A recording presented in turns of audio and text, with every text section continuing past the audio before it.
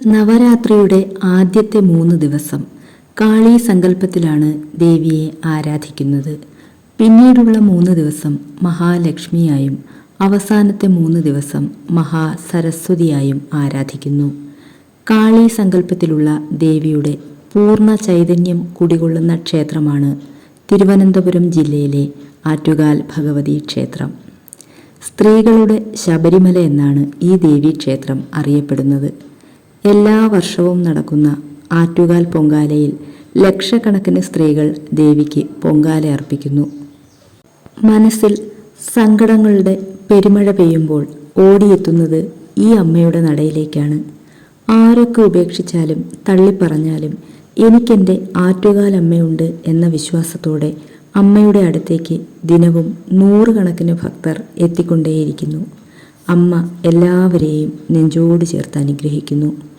അമ്മയുടെ വാത്സല്യത്തിൽ എല്ലാം മറന്ന് നമ്മൾ കുഞ്ഞുങ്ങളാകുന്നു. ഇനിയുള്ള ജീവിത വഴികളിൽ അമ്മ കൂടെയുണ്ടെന്ന് മനസ്സിലൊരു മന്ത്രണം കേൾക്കുന്നു. ആശ്വാസത്തോടെ ഇനിയും വരാമെന്ന് പറഞ്ഞ് പടിയിറങ്ങുന്നു ഓരോ ഭക്തരും. തിരുവനന്തപുരത്തെ ശ്രീ പത്മനാഭസ്വാമി ക്ഷേത്രത്തിൽ നിന്നും 2 കിലോമീറ്റർ തെക്ക് കിഴക്ക് മാറി സ്ഥിതി ചെയ്യുന്ന ക്ഷേത്രമാണ് ആറ്റുകാൽ ദേവീക്ഷേത്രം. ക്ഷേത്രത്തെക്കുറിച്ച് പ്രചരിക്കുന്ന പ്രധാന കഥകളിൽ ഒന്ന് കണ്ണകി ദേവിയുമായി ബന്ധപ്പെട്ടതാണ്. കാവേരിപുരം പട്ടണത്തിലെ കച്ചവടക്കാരൻ്റെ മകളായിരുന്നു കണ്ണകി. കണ്ണകിയെ കോവലന് വിവാഹം കഴിച്ചു കൊടുത്തു. കണ്ണകിക്ക് 12 വയസ്സും കോവലന് 16 വയസ്സും പ്രായമുള്ളപ്പോൾ ആയിരുന്നു വിവാഹം.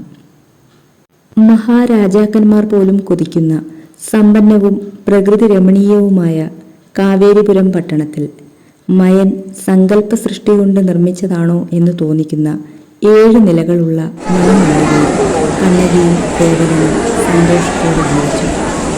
അവരുടെ സന്തോഷകരമായ ജീവിതത്തിൽ കോവലൻ മാധവി എന്ന പേരുള്ള മറ്റൊരു സ്ത്രീയെ ആകൃഷ്ടനായി അവരോടൊപ്പം ജീവിച്ചു. കോവലന്റെ ഈ തീരുമാനം കണ്ണകിയെ വല്ലാതെ വേദനിപ്പിച്ചു.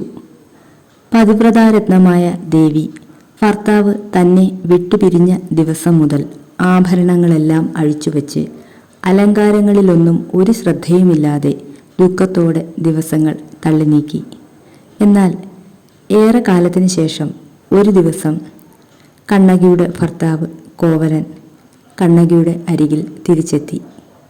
മാധവിയെ ഉപേക്ഷിച്ച് തൻ്റെ അടുത്ത് തിരിച്ചെത്തിയ ഭർത്താവിനെ ദേവി സന്തോഷത്തോടുകൂടി സ്വീകരിച്ചു.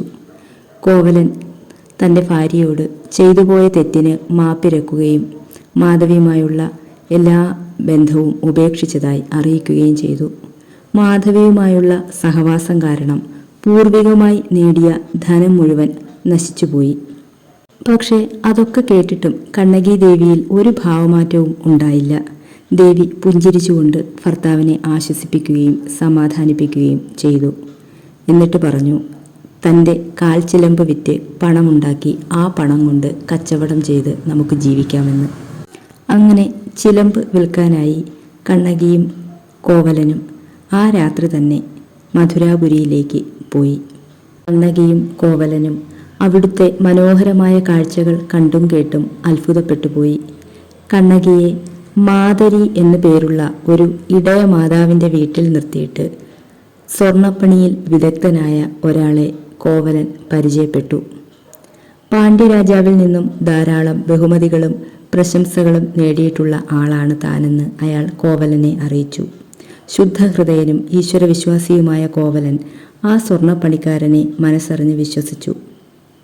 എന്നാൽ കോവലൻ കണ്ണകി ദേവിയുടെ ചിലമ്പ് വിൽക്കാൻ ചെന്ന ഇതേ സമയത്ത് തന്നെ അവിടുത്തെ രാജ്ഞിയുടെ ചിലമ്പും മോഷണം പോയിരുന്നു.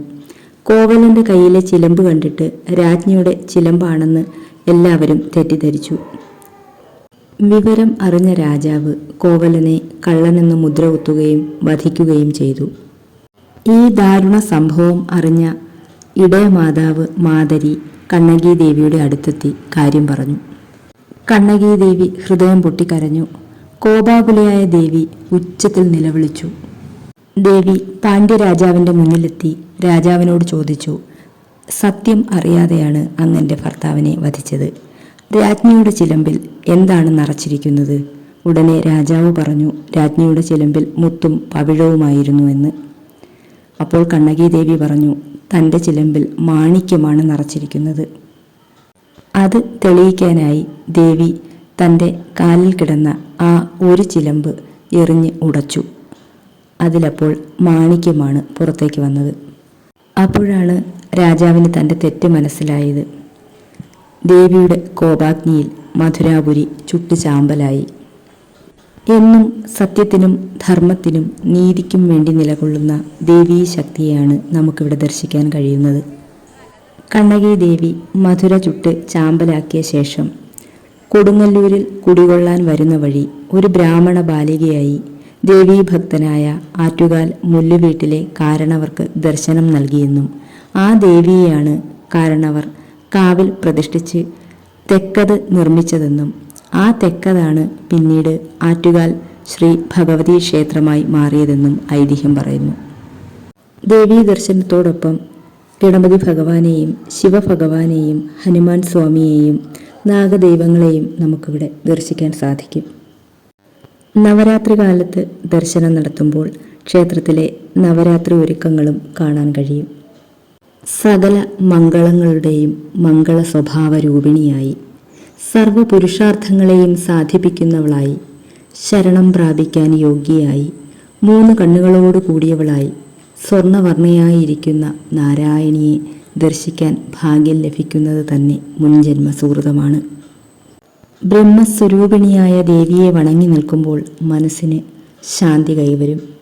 ശരണം പ്രാപിക്കുന്നവരുടെ എല്ലാ ദുഃഖത്തെയും നശിപ്പിക്കുന്നവളാണ് ആറ്റുകാലമ്മ. സ്വർഗമുക്തി പ്രദായിനിയാണ് ദേവി. സഹസ്രനാമാർച്ചനയും സ്വയംവരാർച്ചനയും കുങ്കുമാർച്ചനയുമൊക്കെയാണ് ദേവിയുടെ പ്രിയപ്പെട്ട വഴിപാടുകൾ. ഇവിടുത്തെ മുഖ്യ വഴിപാടാണ് കളഭാഭിഷേകം.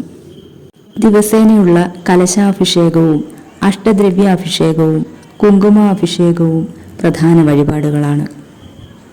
നവരാത്രി കാലത്ത് ആറ്റുകാൽ ക്ഷേത്ര ദർശനം ദേവിയുടെ അനുഗ്രഹ പുണ്യം നമ്മുടെ ജീവിതത്തിലേക്ക് എത്തിക്കും. ദുഷ്ടന്മാരെ നിഗ്രഹിക്കുകയും ഭക്തന്മാരെ അനുഗ്രഹിക്കുകയും ചെയ്യുന്ന ദേവി, സകല ശക്തികളോടും കൂടിയ ദേവിയെ നമ്മെ എല്ലാ ഭയങ്ങളിൽ നിന്നും എല്ലാ ദുരിതങ്ങളിൽ നിന്നും രക്ഷിക്കുന്നു. മഹാകാളിയും മഹാലക്ഷ്മിയും മഹാസരസ്വതിയുമായ ദേവിയുടെ അനുഗ്രഹം എല്ലാവർക്കും ഉണ്ടാകട്ടെ. ഈ നവരാത്രി കാലത്ത് എല്ലാവർക്കും ദേവിയുടെ അനുഗ്രഹം ഉണ്ടാകട്ടെ.